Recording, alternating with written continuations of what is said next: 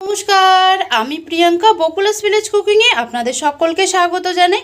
আজকে চলে এসেছি আবার নতুন একটা রেসিপি নিয়ে। আজকে আমি বানাবো ফুলকপি দিয়ে ডিমের তরকারি। তো চলুন আজকে রেসিপিটা শুরু করা যাক।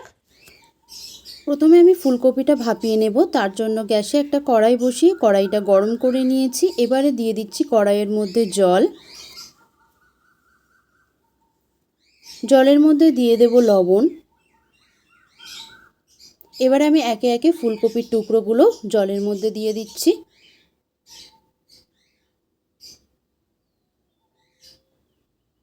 দিয়ে দিচ্ছি হলুদ গুঁড়ো। এবার জলের সঙ্গে খুব ভালোভাবে একবার মিশিয়ে নিচ্ছি। এবারে আমি ঢেকে দেব প্রায় 5 মিনিটের মতো। ততক্ষণে আমি এদিকে ডিমটাও সিদ্ধ করতে বসিয়ে দিয়েছি। গ্যাসের মধ্যে একটা পাত্রে জল গরম করে তার মধ্যে ডিম আর একটু নুন দিয়ে ডিমটা সিদ্ধ করে নেব। ডিমটা সিদ্ধ হয়ে গেছে। এবার আমি একটা ঠান্ডা জলে ডিমটা তুলে নিচ্ছি।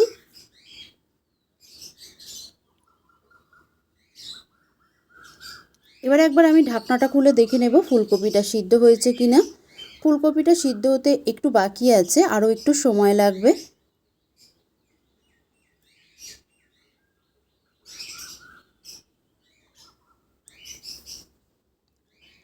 আবারও একবার আমি ঢেকে দিচ্ছি।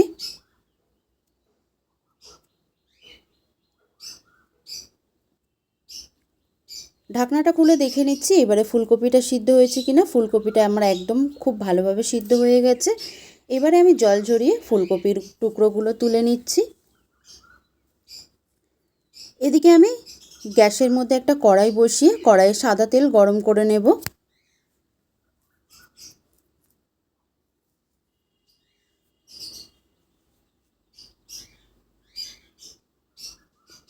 তেলটা খুব ভালোভাবে গরম হয়ে গেছে। এবারে আমি আলুগুলো প্রথমে ভেজে নেব।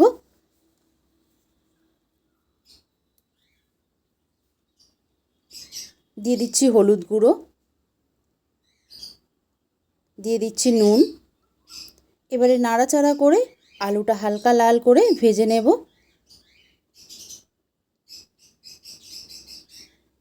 আলু ভাজা হয়ে গেছে। এবারে একটা পাত্রের মধ্যে আমি তুলে নিচ্ছি। এই তেলের মধ্যে আমি ডিমটাও ভেজে নেব।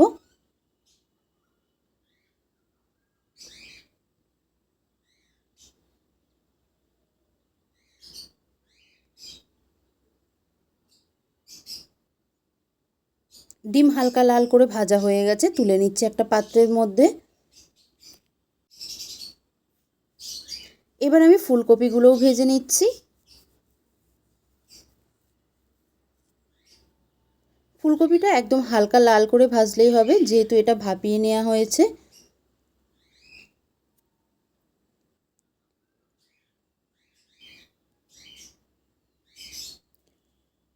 ফুলকপিগুলোও ভাজা হয়ে গেছে, তুলে নিচ্ছি।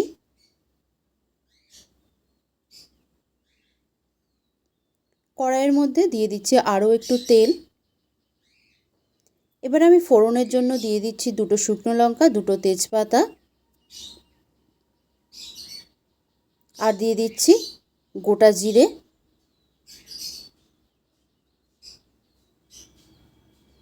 দু এক সেকেন্ড নাড়াচাড়া করে ভেজে নেব।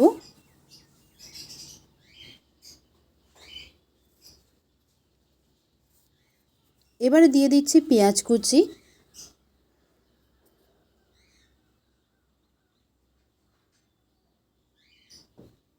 পেঁয়াজটাও বাদামি করে ভেজে নিয়েছি। এবারে আমি দিয়ে দেব ঝালের জন্য চিড়ে রাখা কাঁচা লঙ্কা, দিয়ে দেব টমেটো কুচি,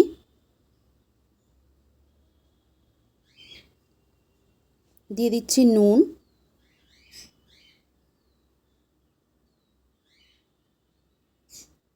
এবারে খুব ভালোভাবে টমেটোটা যতক্ষণ না গলে যাচ্ছে ততক্ষণ পর্যন্ত ভেজে নিতে হবে। দেখুন টমেটোটা একদম গলে গেছে। এবারে আমি দিয়ে দেব হলুদ গুঁড়ো,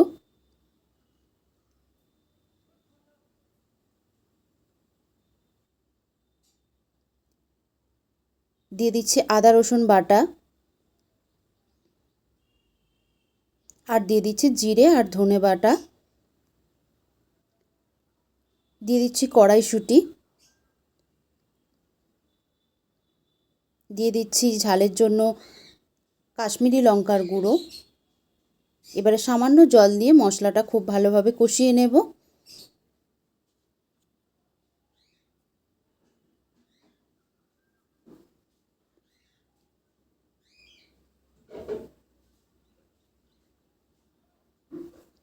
আমি আরও একটু লঙ্কার গুঁড়ো দিয়ে দিলাম।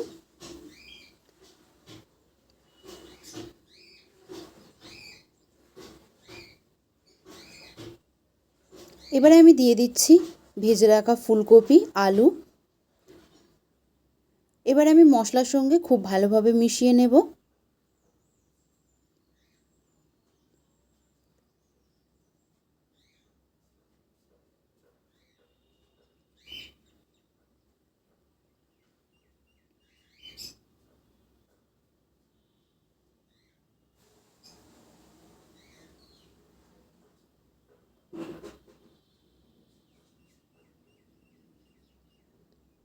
দেখুন খুব ভালোভাবে আমি মশলার সঙ্গে মিশিয়ে নিয়েছি আলু, ফুলকপি। এবারে আমি দিয়ে দেব জল। এখানে আমি জলটা গরম জল দিচ্ছি। এই রান্নাটা খুব বেশি ঝোল হবে না, তাই খুব বেশি জল দেওয়ার দরকার নেই।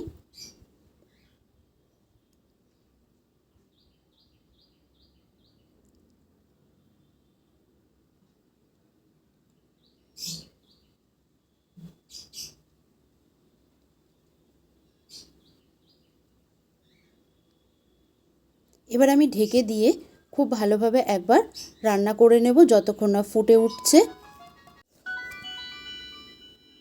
এবার আমি একবার ঢাকনাটা খুলে দেখে নিচ্ছি, ঝোলটা খুব ভালোভাবে ফুটে উঠেছে দেখুন।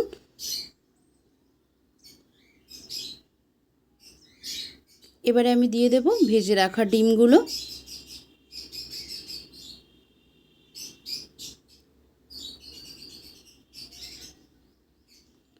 ফুলকপিটা ভাপিয়ে নেওয়ার কারণে দেখুন ফুলকপিটা একদমই গোটা গোটা নেই, পুরো গলে গেছে। আবারও আমি একবার ঢেকে দিয়ে রান্না করে নেব। ঢাকনাটা খুলে দেখে নিচ্ছি, আলু, ফুলকপি আর ডিমের তরকারি আমার একদম রেডি হয়ে গেছে। নামাবার আগে উপর থেকে আমি দিয়ে দেব গরম মশলার গুঁড়ো। আপনারা চাইলে গরম মশলাটা বেটেও দিতে পারেন। এই রেসিপিটা আপনারা ভাত, রুটি, পরোটা সমস্ত কিছুর সঙ্গেই খেতে পারবেন। খেতে দারুণ লাগবে।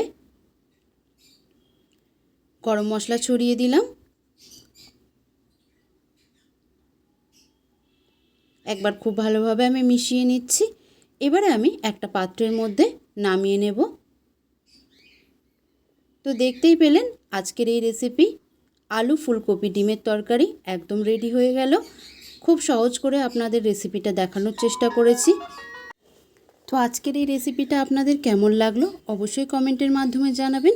ভালো লাগলে একটা লাইক করবেন, শেয়ার করবেন। আর এরকম নতুন নতুন রেসিপি পাওয়ার জন্য আমার চ্যানেলটা সাবস্ক্রাইব করে পাশে থাকা বেল আইকনটি প্রেস করে রাখবেন, যাতে আমি ভিডিও দেওয়ার সাথে সাথে আপনারা খুব সহজেই দেখতে পান। আর যারা ফেসবুক পেজ থেকে দেখছেন পেজটা অবশ্যই ফলো করে দেবেন। ভালো থাকবেন, সুস্থ থাকবেন। খুব তাড়াতাড়ি দেখা হবে আবার নতুন কোনো একটা রেসিপির সঙ্গে।